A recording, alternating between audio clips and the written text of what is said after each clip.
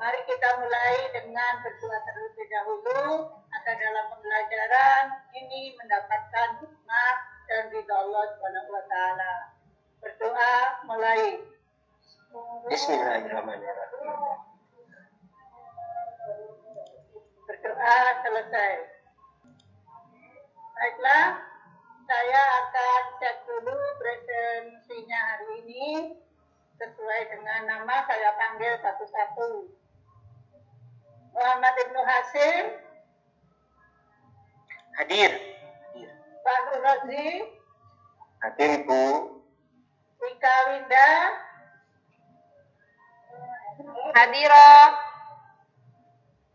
Kati Windiawati. Hadir, Bu. Hadir. Hadirah. Burhanuddin. Hadir, Bu. Muhammad Sahal Afifi. Hadir. Alhamdulillah hari ini tidak ada yang absen. Baiklah, materi ini akan saya tampilkan karena berhubungan dengan materi yang kemarin atau materi yang minggu lalu, yaitu tentang sholat berjamaah. Materi yang minggu lalu adalah sholat fardu.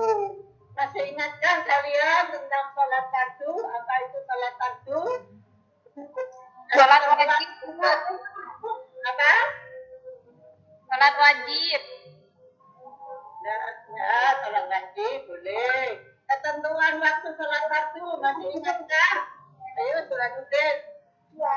Masih ketentuan waktu sholat fardu pelajaran minggu kemarin?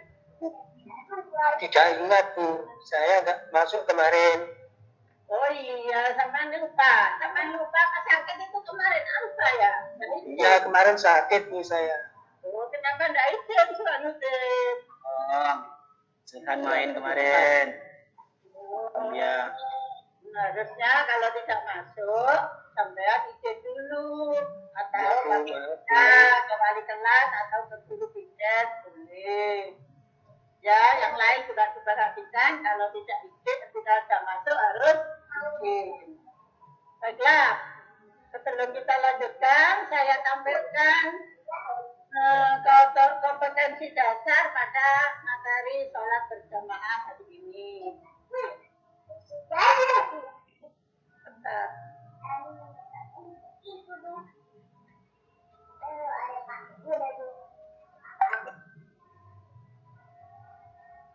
Nah, kompetensi dasar pada materi sholat berjamaah adalah satu, meyakini ketentuan sholat berjamaah, dua, membiasakan diri sholat berjamaah, tiga, menganalisis ketentuan sholat berjamaah, dan keempat, mendemonstrasikan tata cara sholat berjamaah. Adapun indikator pencapaiannya atau indikator pencapaian kompetensi, yang pertama, menjelaskan pengertian sholat berjamaah, artinya siswa tahu pengertian tentang sholat berjamaah. Yang kedua, menunjukkan dalil sholat berjamaah, artinya siswa mampu menyebutkan dalil-dalil yang ada dalam sholat berjamaah atau yang berhubungan dengan sholat berjamaah. Yang ketiga, menunjukkan manfaat sholat berjamaah. Yang keempat, menjelaskan syarat-syarat menjadi imam. Dan yang kelima, mempraktekkan tata cara sholat berjamaah.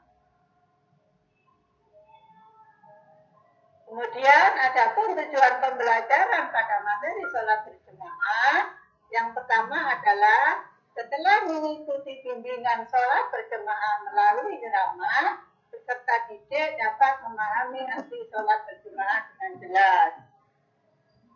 Yang kedua, setelah mengikuti bimbingan sholat berjamaah melalui pengamatan itu, peserta didik dapat mengetahui hukum dan dalil sholat berjamaah dengan jelas. Tujuan pembelajaran yang ketiga, setelah mengikuti bimbingan sholat berjamaah melalui pengamat video, peserta didik dapat memperagakan sholat berjamaah dengan baik dan benar. Yang keempat, setelah mengikuti bimbingan sholat berjamaah melalui praktek, peserta didik dapat membiasakan sholat berjamaah dengan baik. Nah, itu adalah kompetensi dasar, pencapaian indikator, dan tujuan pembelajaran.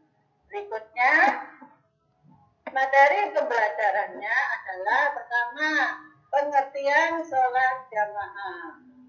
Sholat jamaah secara bahasa adalah kumpulan atau bersama-sama.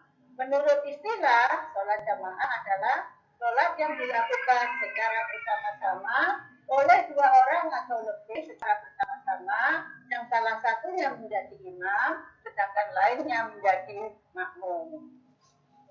Sedangkan hukum dan dalil sholat berjamaah adalah hukum berjamaah dalam sholat menurut jumhur ulama adalah sunnah muakkad, yaitu sunnah yang sangat dianjurkan dan Nabi Shallallahu Alaihi Wasallam jarang sekali meninggalkannya.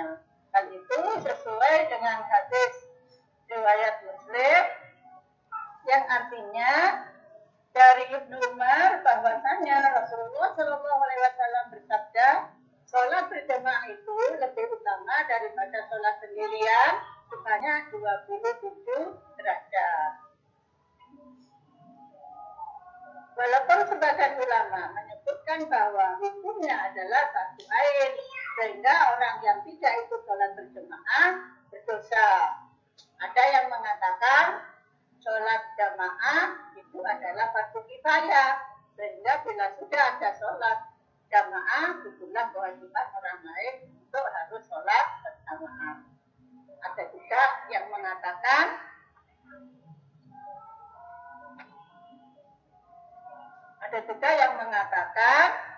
bahwa sholat jamaah hukumnya fardu kifayah, dan ada juga yang mengatakan hukumnya sunnah muakkad.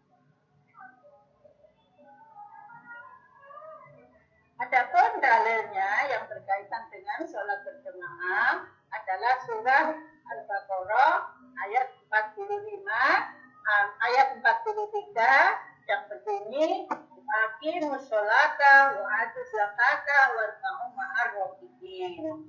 Artinya, dan dirikanlah sholat, tunaikanlah zakat, dan rukuklah bersama orang-orang yang rukuk. Dalam ayat tersebut menunjukkan bahwa kita diperingatkan untuk mengikuti sholat berjamaah.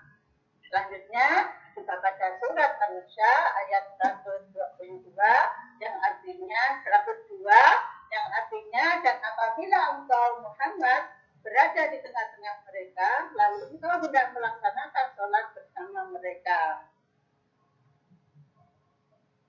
Berikutnya, syarat imam dan makmum. Syarat menjadi imam, jika kamu melaksanakan sholat berjamaah, paling sedikit harus ada 2 orang atau lebih. 1 orang menjadi imam dan yang lainnya menjadi makmum. Yang dimaksud imam dalam sholat adalah seseorang yang diangkat untuk memimpin pelaksanaan sholat berjamaah. Dan secara umum, ketentuan untuk menjadi imam sholat itu meliputi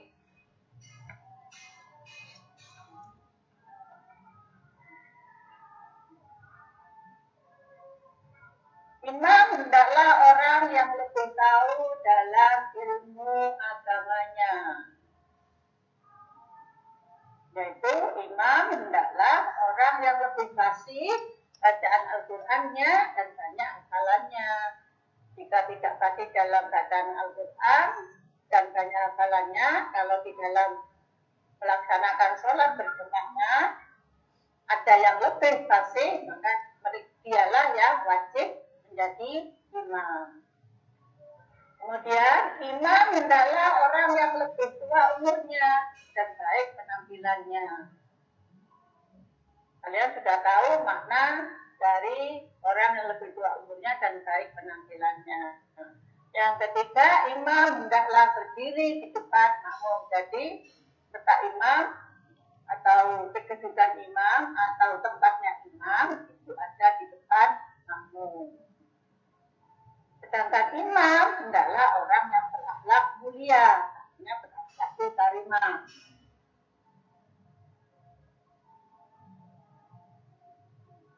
hendaklah berniat menjadi imam. Kalau imam berniat menjadi makmum, maka sholatnya tidak sah. Imam kalau sholatnya kalau niatnya menjadi imam, maka niatnya pun juga harus menjadi imam. Nah, berikutnya saya tampilkan tata cara sholat berjamaah.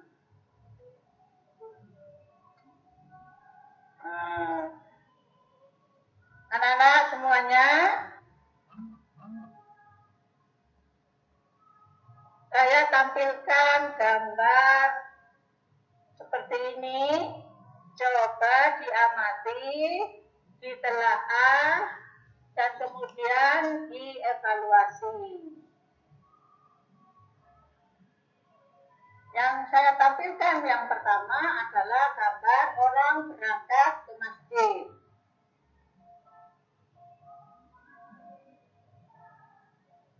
Yang kedua, sebelum melaksanakan sholat berjamaah, hendaklah iqamah terlebih dahulu dan merapatkan shaf. Itu sholat berjamaah bisa dilakukan di masjid, juga bisa dilakukan di rumah bersama keluarga. Nah, tata sholat berjamaah yang pertama membaca takbiratul ihram dengan tangan diangkat sejajar dengan bahu.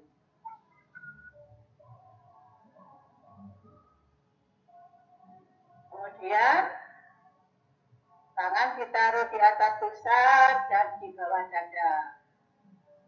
Nah, cara berikutnya yaitu dengan rukuk. Posisi kepala harus lebih rendah daripada pantat atau sejajar. Nah, setelah rukuk, kemudian i'tidal. I'tidal harus dalam posisi tegak, tidak boleh menunduk.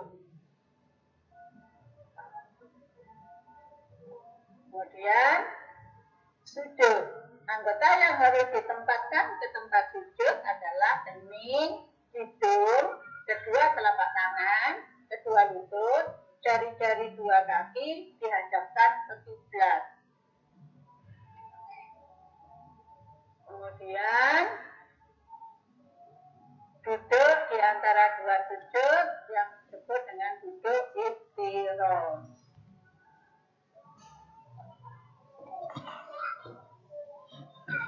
Kemudian setelah selesai sholat, salam dengan posisi duduk tawarruk.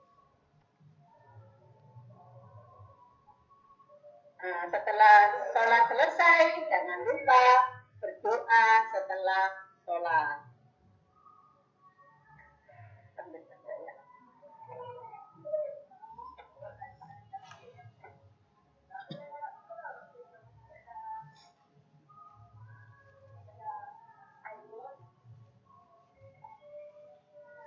Nah, itulah gambar-gambar tentang tata cara sholat berjamaah.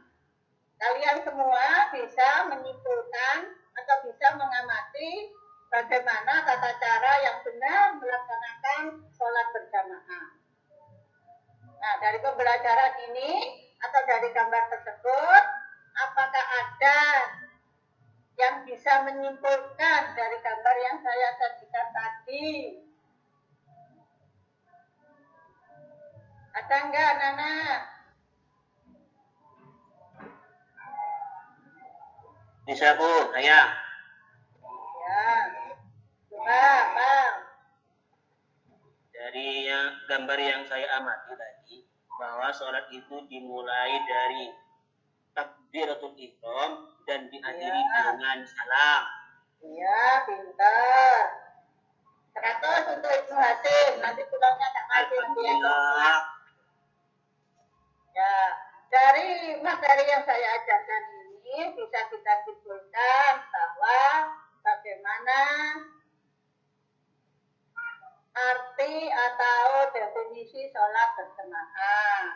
Yang kedua, siswa atau kalian semua tahu bahwa ada hukum dan dalil tentang sholat berjamaah.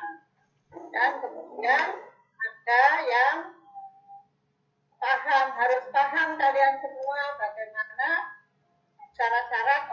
menjadi imam.